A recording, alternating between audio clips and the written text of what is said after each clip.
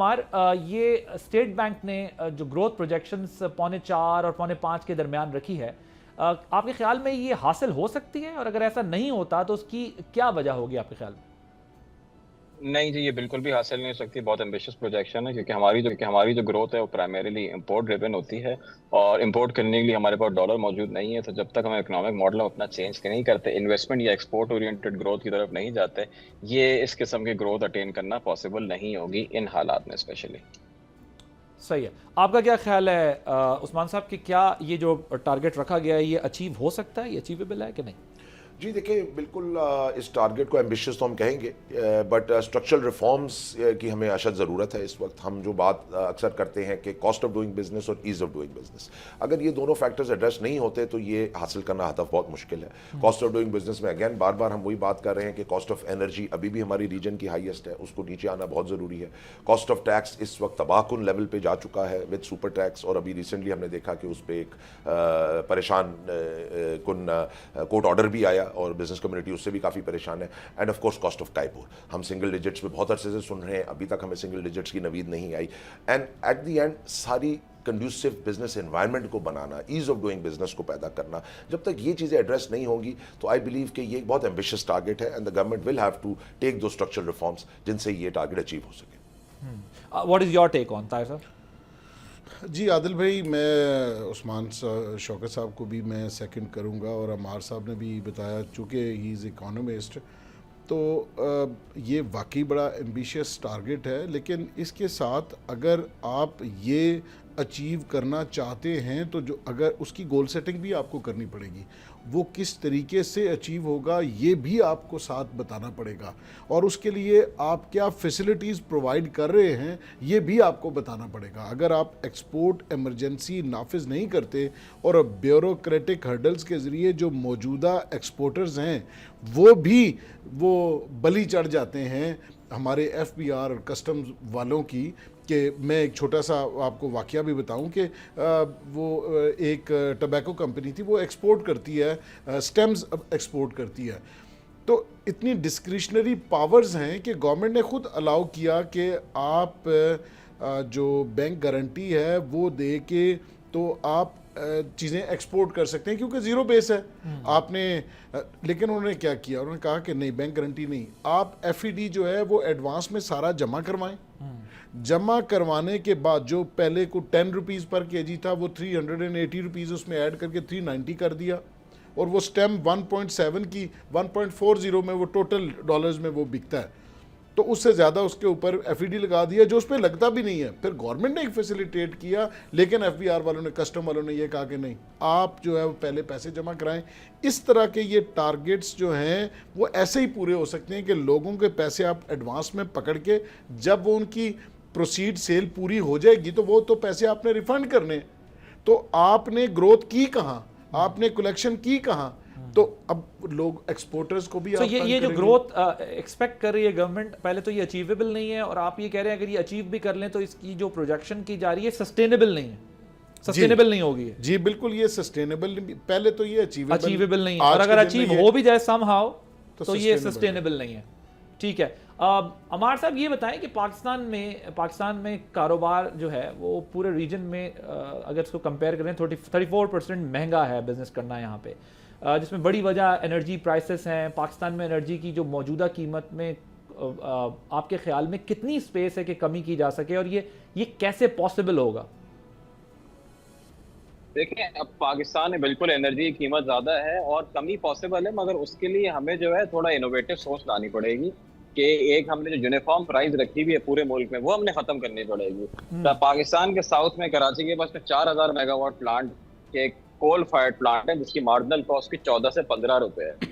وہ چلتے ہی نہیں ہے، صرف 20% چلتے ہیں، جبکہ نارتھ میں جو ہے وہ ڈیمانڈ ٹرانسمیشن کے ساتھ بیچ نہیں سکتے. تو ایسا کیوں نہیں کر سکتے ہم کہ ساؤتھ میں جو ہے وہ انڈسٹری چلانا شروع کر دیں، نئی انڈسٹری لگانا شروع کریں اور قیمت جو ہے کم کر دیں. تو ہمیں جو ہے یونیفارم پرائز جو ہے اس سے تھوڑا ہٹنا پڑے گا. یہ جو کانسیپٹ ہے کہ پورے ملک میں ایک قیمت ہو بجلی کی، اسی کے حساب سے چلے، تو اس طرح تو کبھی بھی کوئی جو ہے ترقی نہیں کر پائے گا، نہ کوئی علاقہ ترقی کر پائے گا، نہ پورا ملک ترقی کر پائے گا، کیونکہ کاسٹ آف انرجی اتنی زیادہ ہی رہے گی، آپ کی اس سے کم نہیں ہو سکتی. تو اسٹرکچرل پرابلمز ہیں جس کی وجہ سے یہ انرجی پرائسز کم نہیں ہو سکتی اور ظاہر ہے پھر ایز آف ڈوئنگ بزنس یا کاسٹ آف ڈوئنگ بزنس کا سوال ہی نہیں پیدا ہوتا. بالکل جی ایسا ہی اسٹرکچرل پرابلمز ہی ہیں اور اب اسٹرکچرل سولوشنز ہی چاہیے. یہ جو پیس میل یا آپٹیکل سولوشنز ہیں اب کوئی بچے نہیں ہیں. You have to do these things structurally.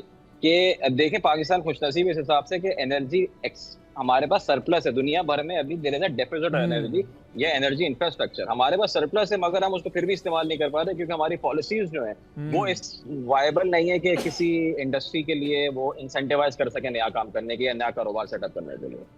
Business friendly نہیں ہے. عثمان صاحب یہ ویسٹرن فائنینشیل انسٹیٹیوشن جو ہیں پاکستان کو کہہ رہے ہیں کہ انرجی کی پرائسز کم کرنے کے لیے چین کے ساتھ جو معاہدے ہیں ان کو ری نیگوشیٹ کریں.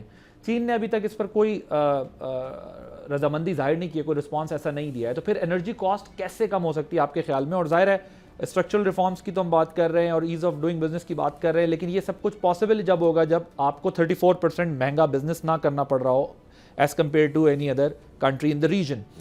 اب یہ کس طرح سے پاسبل ہوگا؟ چائنا تو اس طرح نہیں ولنگ نظر آ رہا. جی نہیں بالکل یہ ایک ٹف پوزیشن ہے جہاں ہم ہیں, اور ڈیفینیٹلی جو آپ کے انٹرنیشنل معاہدے ہوئے ہوئے تھے وہ ری نیگوشیٹ نہیں ہو پا رہے, اور اس پہ کمپلشن یہی ہے کہ آپ کی کریڈیبلٹی بھی ہوتی ہے ملک کی جو ڈیمیج ہوتی ہے.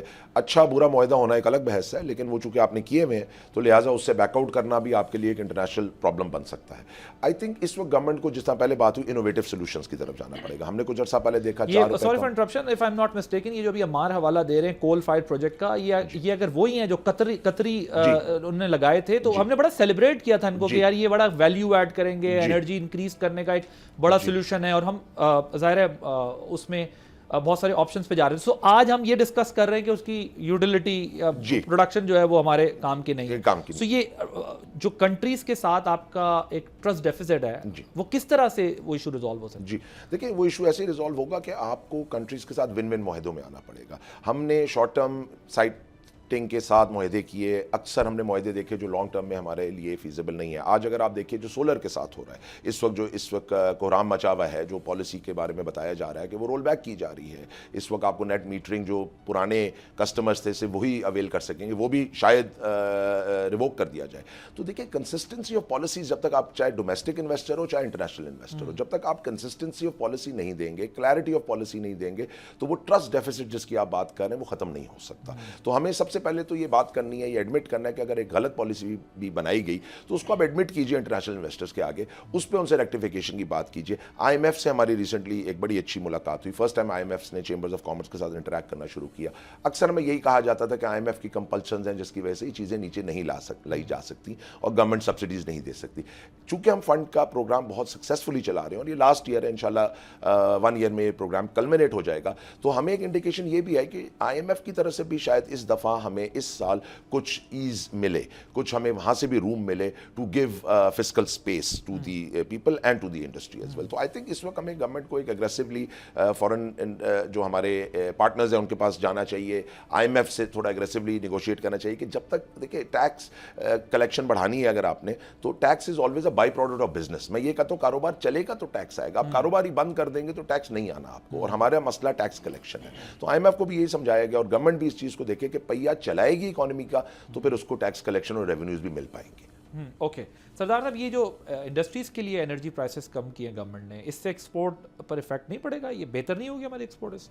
دیکھیے جیسے عثمان صاحب نے کہا کہ جو ریونیوز ہیں وہ ڈیویڈنڈ ہیں ٹرانزیکشنز کا, تو ہم جب تک یہ ٹیکسز کم نہیں کریں گے, دیکھیں یہ ایک کمپوننٹ ہے. ابھی بھی اس وقت بھی ہم خطے میں سب سے مہنگی جو پرسنٹ بجلی ہے وہ اپنے انڈسٹری کو دے رہے ہیں. اس وقت بھی ہم مہنگی بجلی دے رہے ہیں.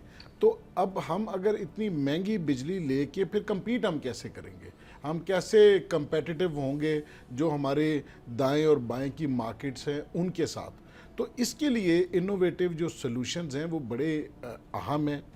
اس کے لیے کچھ چیزیں ہیں جو فنڈ کے ساتھ جڑی ہوئی ہیں, کچھ ایسی چیزیں ہیں جو ہمارے یہاں پہ ایڈمنسٹریٹو لیول کی چیزیں ہیں لیکن وہ بھی ایڈریس نہیں ہو پاتی. تو ایز آف جو ڈوئنگ بزنس ہے کہ لوگوں کو کاروبار کرنے دیں, ان کے راستے کی رکاوٹیں دور کی جائیں, ان کو تنگ کرنا بند کیا جائے. جو یہاں کاروبار کر رہا ہے اس کو آپ جو امپلائمنٹ بھی جنریٹ کر رہا ہے, ایکسپورٹ بھی کر رہا ہے, یہاں لوکل مارکیٹ کی ضروریات کو بھی پورا کر رہا ہے, تو آپ گورنمنٹ کو ان کے ساتھ کھڑا ہونا چاہیے. اور ہم اس وقت جو 65% کے قریب ہمارا جو ٹیکس ہے, کارپوریٹ ٹیکس سب سے زیادہ, اب اس کے ساتھ دیکھیں جو گورنمنٹ ہے, ہم گورنمنٹ کو اپنے بزنس کا پارٹنر بناتے ہیں, وہ 65% ان کو جاتا ہے اور 35% ہمارے پاس بچتا ہے.